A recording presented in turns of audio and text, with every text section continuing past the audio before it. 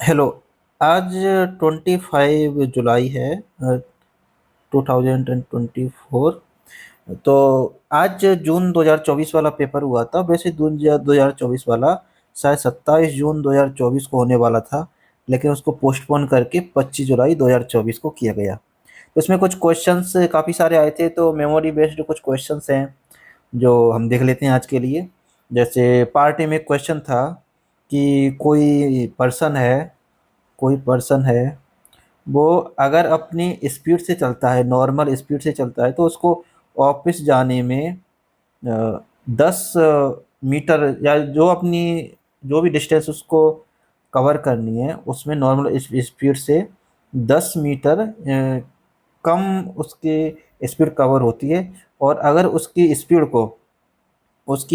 को अगर 20% इंक्रीज कर दिया जाए, तो वो 20 मीटर ज़्यादा उसका जो है स्पीड दूरी कवर हो जाती है, ज़्यादा डिस्टेंस कवर हो जाती है।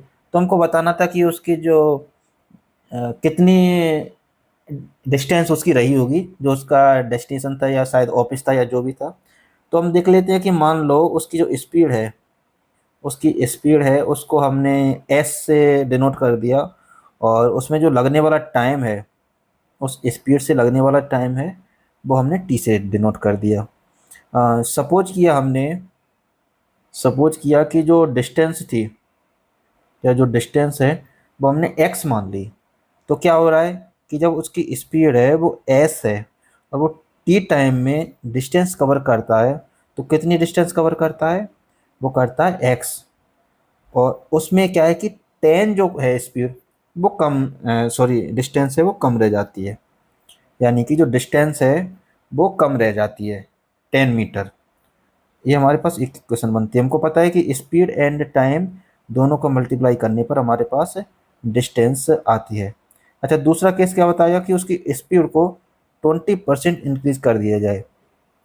20% इंक्रीज करने का मतलब है उसकी जो स्पीड जो एस थी, वो बढ़कर क्या हो गई 1.2 एस। अगर 1.2 एस उसको कर दिया जाए, तो जो डिस्टेंस है वो 20 मीटर, 20 मीटर ज़्यादा कवर होती है। तो क्या होगा दूसरा हमारे पास कि 1.2 एस हो गई, तो स्पीड हो गई मल्टीप्लाई टाइम इक्वल क्या हो गया एक्स प्लस 20। 20 मीटर दूरी ज़्यादा तय कर रहा है वो। तो अपने पास इक्वेशन 2 बन गई। अब इन दोनों 1 और 2 इक्वेशन को अगर हम देखें तो क्या होगा हमारे पास। दोनों से हम एक्स की वैल्यू निकालें तो एक्स की वैल्यू क्या आ रही है हमारे पास। फर्स्ट से आ रही है एक्स की वैल्यू ST+10, एंड सेकंड से आ रही है एक्स की वैल्यू, वो क्या आ रही है 1.2ST -20। अब इन दोनों को अगर हम सॉल्व करें तो हमारे पास क्या आएगा 1.25 नहीं होगा, 20% है तो ये 1.20 हो जाएगा। हाँ सही है, 1.2 सही लिखा था मैंने, एस और फाइव में कंफ्यूज हो गया। 1.2 ST है। 1.2 ST में से ST अगर हमने माइनस किया तो हमारे पास क्या आएगा 0.2ST कल क्या हो जाएगा 30। इससे हमारे पास ST की वैल्यू क्या आ जाएगी 150। जब ST की वैल्यू हमारे पास 150 आ गई, तो यहाँ हम ST की वैल्यू रख देंगे, तो हमारे पास क्या आएगा 150 इक्वल टू एक्स माइनस 10। यहाँ से हमारे पास x इक्वल टू 160 ये वैल्यू आ गई। यानी उसकी जो डिस्टेंस है वो 160 रही होगी। ये मेमोरी बेस्ड क्वेश्चन है, हो सकता है कि एक्चुअल क्वेश्चन में कुछ चेंजेज हो, उसके अकॉर्डिंग वो जब भी हमारे पास पेपर आएगा तो हम उसको देख पाएंगे। अच्छा, एक क्वेश्चन ये था, कुछ क्वेश्चन में था कि किसी बच्चे के जन्म के टाइम, बच्चे का जब जन्म हुआ था उसके मदर की जो एज है वो क्या थी 28 थी। और उसके जो फादर की एज है वो क्या थी, फादर की एज है वो उससे 4 साल ज़्यादा थी, तो शायद 32 होगी। और उस क्वेश्चन में ये था कि कुछ टाइम बाद उसकी मदर की एज और फादर की एज का जो रेशियो है, मदर की एज का और फादर की एज का जो रेशियो है वो क्या था 8:9 था। तो इसके अकॉर्डिंग अगर हम इसमें हम देखें कि ये एज क्या रहेगी, तो अगर मदर की एज मान लो 32 होती, तो फादर की एज क्या हो जाती 36, क्योंकि 4 का डिफरेंस है। और ये क्या होगा, ये भी 8:9 है। तो ये 8:9 है, उसकी एज क्या होगी 32 एंड 36। तो बच्चे के बर्थ के टाइम पे बर्थ के टाइम पे मदर की एज क्या थी 28, अब मदर की एज क्या हो गई 32, तो बच्चे की एज क्या हो गई, बच्चे की एज क्या हो गई, वो हो गई अपनी 32 माइनस 28 इक्वल 4 ईयर्स उसकी। तो ये उसका कुछ आंसर ऐसे कुछ आने वाला था। एक और था क्वेश्चन जिसमें हमारे पास कुछ नोट दिए हुए थे, 500 का नोट था, 50 रुपीज़ 50 रुपये का नोट था, उसमें शायद 5 रुपीज़ का नोट था और 2 रुपीज़ का नोट था, कुछ ऐसे था। और एग्जैक्टली नंबर पता नहीं है क्या था, शायद अगर वो 449 या 459 ऐसा कुछ नंबर था, 459 अगर रहा होगा, 449 अगर ऐसा भी रहा होगा, हम इसको कैलकुलेट करते हैं, अगर ये नंबर रहा होगा तो क्या होगा, इसको बनाने के लिए हमारे पास मिनिमम कितने नोट या कॉइन चाहिए। तो हम सबसे पहले 500 रुपये के कितने नोट ले लेंगे, 8 नोट ले लेंगे, इससे हमारे पास 4000 रुपये यहाँ से बन जाएंगे। 4489 ऐसा कुछ था शायद नंबर, 4 डिजिट का नंबर था, 4849, 4849 ये रहा था। तो इस केस में हम 9 ले लेंगे इसके 500 के, तो हमारे पास कितना बच जाएगा, 4500, उतने रुपये यहाँ से बन जाएंगे। फिर हमको बनाना है, कितने बचे 349 ये बचे। ये बनाने के लिए हम 50 रुपीज़ के 6 नोट ले लेंगे, यहाँ से हमारे पास 300 आ जाएंगे। अब हमारे पास कितने बचे 49, इसमें क्या करेंगे हम, 20 रुपीज़ का भी नोट था उसमें, तो 20 रुपीज़ के 2 नोट ले लेंगे, तो यहाँ से क्या हो जाएगा, 40 रुपीज़ ये हो जाएंगे, अपने पास बचे 9, इसमें 5 रुपये का एक नोट ले लेंगे, तो ये हो जाएगा अपना 5, बचे अपने पास 4, और 2 रुपये के 2 नोट ले लेंगे, इससे हमारे पास 4 रुपये और हो जाएंगे। टोटल 4849 रुपीज़ हो गए। यहाँ नोट कितने हो गए मिनिमम, ये हो गए 9 + 6 + 2 + 1 + 2 इक्वल 20, शायद ऐसा कुछ नोट रहे होंगे। अगर कुछ और डिजिट में चेंज रहा होगा, कुछ अलग नंबर रहा होगा, तो उसके अकॉर्डिंग ऐसे उसको सॉल्व करना था। एक क्वेश्चन था जिसमें पूछा था कि a⁻x + x = 1, इसके जो सॉल्यूशन है उसमें कितने एलिमेंट्स होंगे या कितने सॉल्यूशन पॉसिबल होंगे। तो इसको कई तरीके से कर सकते हैं। एक तरीका ये हो सकता है कि हम इक्वेशन को इस तरह से अरेंज करें कि e⁻x और 1 - x, इसमें इसमें कितनी जगह अपना का जो ग्राफ है वो कट हो रहा है। तो हमको सबसे पहले e⁻x वाला ग्राफ बनाकर देखें। तो e⁻x वाला ग्राफ कुछ ऐसा बनेगा, यहाँ पे जो नंबर है, ये वैल्यू है, ये क्या होगी, ये 1 होगी, और एक अपना 1 - x, इसका ग्राफ बनाना है, तो 1 - x का ग्राफ कुछ ऐसे बनेगा। ये 1 - x का ग्राफ कुछ ऐसे बनेगा, ये 1 - x ये बन जाएगा, ये होगा 1 - x का, क्योंकि जब जीरो है, x = 0 तो y = x = 0 तो y = 1 हो गया, और x = 1 है तो y = 0 हो गया। तो यहाँ पे हमें केवल एक इंटरसेक्शन पॉइंट मिल रहा है, तो इस इक्वेशन को सेटिस्फाई करने वाला केवल और केवल एक पॉइंट होगा।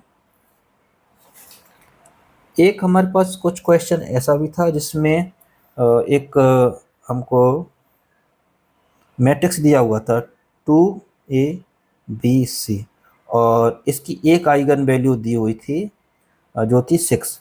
हमको बताना था, कुछ इक्वेशन दी हुई थी कि इनमें से कौन सी इक्वेशन सही होगी। तो उसको क्या करना था कि एक आइगन वैल्यू हमको 6 दी हुई है, इसकी आइगन वैल्यू हम क्या मान लेते हैं, इसकी आइगन वैल्यू मान लेते हैं हम अल्फा एंड 6। तो अकॉर्डिंग टू क्वेश्चन इसका ट्रेस क्या हो जाएगा, अल्फा + 6 इक्वल हो जाएगा 2 + C, इक्वेशन 1।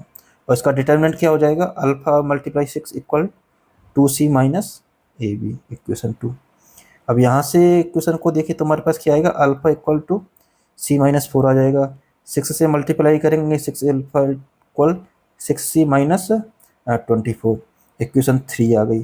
और 2 और 3 को कंपेयर कर दें, 2 और 3 से हमारे पास क्या आएगा, 2C - AB equal 6C - 24, 2C - AB equal to 6 - 24, और इसको सॉल्व करें तो हमारे पास क्या आएगा, 24 - AB इक्वल 4C, ऐसा कुछ उसमें इक्वेशन बन रही थी जो इस तरीके से सॉल्व होने वाली थी। एक क्वेश्चन था जिसमें पूछा गया था Z90 से Z150 के बीच में होमोमॉर्फिज्म पूछे गए थे। Z90 से Z150 के बीच में होमोमॉर्फिज्म कितने बनेंगे? वो बनेंगे GCD ऑफ 90 एंड 150, जो कि आ रहा था अपना 30, तो उसमें 30 होमोमॉर्फिज्म बनने वाले थे। एक क्वेश्चन था जिसमें पूछा गया था कि कोई एक कलेक्शन है C, उस कलेक्शन में ऐसे सेट रखने हैं जिनका पावर सेट ऑफ एस है वो किसके इक्वलेंट हो?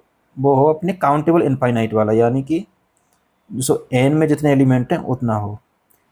एक सेट ऐसा है सी है, उसमें ऐसे सेट का कलेक्शन बनाया है जिन सेट का पावर सेट है वो काउंटेबल इनफाइनाइट हो। अब ध्यान देखने वाली बात है कि अगर एस फाइनाइट होते हैं तो उसका पावर सेट है वो भी फाइनाइट होगा। अगर एस इनफाइनाइट हो गया, काउंटेबल इनफाइनाइट हो गया, तो उसका पावर सेट है वो क्या हो जाएगा? वो हमेशा पक्का अनकाउंटेबल होगा। यानी कि ऐसा कोई भी सेट एस एग्जिस्ट नहीं करता जिसके लिए power set of S countable infinite हो, ऐसा नहीं एग्जिस्ट करता। तो उस केस में जो सी है उसमें नंबर ऑफ एलिमेंट 0 थे, यानी सी है वो पाई के इक्वल आ रहा था। तो ये एक क्वेश्चन था। एक ऐसा क्वेश्चन दिया हुआ था जिसमें कोई मैट्रिक्स है 10x10 का, और उसकी रैंक है, वो रैंक हमको 7 दी हुई थी। उसमें कुछ ऑप्शंस थे और उसमें एक ऑप्शन ये भी था कि उसकी एट लीस्ट 1 आइगन वैल्यू है वो नॉन जीरो होगी। 1 आइगन वैल्यू नॉन जीरो होगी, जो कि एक सही ऑप्शन था। क्यों? क्योंकि अगर सारी आइगन वैल्यू जीरो हो जाती तो उसकी रैंक है वो भी जीरो हो जाती, लेकिन अपने पास एक आइगन वैल्यू कम से कम पक्का नॉन जीरो रही होगी, क्योंकि उसकी रैंक 7 है, तभी तो पॉसिबल है कि रैंक 7 होगी। और इसमें कुछ और भी क्वेश्चन थे। जैसे एक क्वेश्चन था कि कोई भी दुकानदार है, कोई दो प्रोडक्ट्स हैं, उनको सेम रेट पर बेचता है। तो उसको एक पर तो 20% प्रॉफिट होता है और एक पर 20% लॉस होता है। यानी सेम रेट पर बेचने पर उसको एक पर 20% प्रॉफिट होता है, एक पर 20% लॉस होता है। तो उसको करने का एक तरीका हो सकता है कि मान लो एक प्रोडक्ट है, उसकी वैल्यू 100 है, तो उसको कितने पर बेचना है उसने? 20% प्रॉफिट के साथ 120 में। और एक प्रोडक्ट ऐसा है जो 20% लॉस पर बेचने के बाद 120 में जा रहा है, तो उसकी वैल्यू अगर 150 होती तो उसको भी 120 में बेच रहा है। इसमें क्या हुआ? 20% प्रॉफिट हुआ, इसमें क्या हुआ? 20% लॉस हुआ। और टोटल देखा जाए दोनों वस्तुओं को बेचने पर कितना प्रॉफिट और कितना लॉस हुआ, तो क्या हुआ? टोटल उसकी जो प्राइस है वो तो थी 250 रुपीज़, उसने बेचा कितने पे? उसने बेचा 240 रुपीज़ में। यानी कि इसको 250 में से 10 रुपीज़ का लॉस हुआ। शायद कुछ ऐसा ही रहा होगा। हाँ, कुछ ऐसा ही था। तो 240 में बेचा था, उसको 250 में बेचना था, तो उसको कुछ जो टोटल ओवरऑल है वो उसको 10 रुपीज़ का लॉस हो गया 250 रुपीज़ पर। 250 पर 10 रुपीज़ का लॉस का मतलब हुआ कि 10 कितना हुआ? 250 पर अगर 2.5 रुपीज़ का लॉस होता है तो 1% होता है, और उस पर 10 पर रुपीज़ का लॉस हुआ तो कितना हो गया? 4%। यानी उसको ओवरऑल 4% का लॉस हुआ था उस वाली डील में, जिसमें उसने दो चीज़ों को एक साथ इस तरीके से बेच दिया था। और एक क्वेश्चन ऐसा भी था जिसमें कुछ करेक्टरिस्ट मिनिमल पॉलिनोमियल कुछ दी हुई थी, x² प्लस x प्लस 1। तो यहाँ से क्या आ रहा था? उसकी जो आइगन वैल्यूज है -1/2 प्लस -√3 i/2 आ गई थी। और ये अगर ए था तो एक बी दिया हुआ था a प्लस आई टाइप का, उसमें सीधी सी बात है इसकी जो आइगन वैल्यू जिसमें 1 ऐड हो जाएगा, तो उसकी आइगन वैल्यू बन रही थी 1/2 प्लस -√3 i/2, और उसके अकॉर्डिंग जो ऑप्शन है वो हमको सेलेक्ट करने थे। तो ये भी एक इजी क्वेश्चन था। लीनियर के कुछ क्वेश्चन तो काफ़ी इजी आए थे। तो ये कुछ क्वेश्चंस थे इसके अलावा कुछ और भी ऐसे क्वेश्चन थे जिनको अभी जैसे जैसे हमारे पास क्वेश्चन आ जाएंगे, मेमोरी बेस्ड क्वेश्चन है जो हमारे पास आ जाएंगे, तब उनको और भी डिस्कस कर सकते हैं। हाँ, एक क्वेश्चन ऐसा भी था जिसमें कोई एक सीरीज सीक्वेंस दी हुई थी, या शायद सीरीज, हाँ सीरीज दी हुई थी, ए एन कुछ सीरीज थी जो कि थी कन्वर्जेंट थी, कन्वर्जेंट थी। और एक सीरीज ऐसी बना, एक सीक्वेंस कुछ ऐसी डिफाइन की थी बी एन की बी वन को कुछ में ऐसे डिफाइन की थी जिसमें अगर ए एन आएगा, अगर ए एन ग्रेटर देन जीरो है, और जीरो आएगा A N less than zero है। और बी टू था वो कुछ ऐसा था कि ए एन आएगा if A N less than zero है, जीरो आएगा A N greater than zero है। तो बेसिकली उसमें याद था कि जो ए एन सीरीज है उस पे बेस्ड हमने बी वन और बी टू की पॉजिटिव और नेगेटिव टर्म्स वाली जो सीरीज है वो हमने वहाँ पे, या सीक्वेंस है वो हमने बनाने की कोशिश की थी। और हमको पता है कि अगर ये सीरीज है वो एब्सोल्युटली कन्वर्जेंट है, एब्सोल्युटली कन्वर्जेंट है, तो इसकी जो पॉजिटिव और नेगेटिव टर्म्स वाली जो सीरीज है वो भी एब्सोल्युटली कन्वर्जेंट होंगी।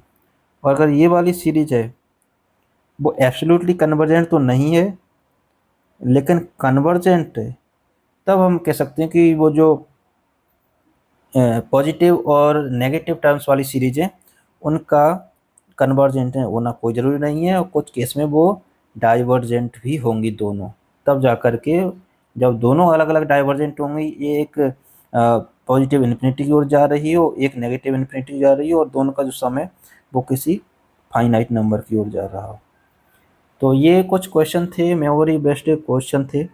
और इसके अलावा अगर आपको पास कुछ और क्वेश्चन तो वो आप बता सकते हैं, उनको हम अलग से डिस्कस कर लेंगे।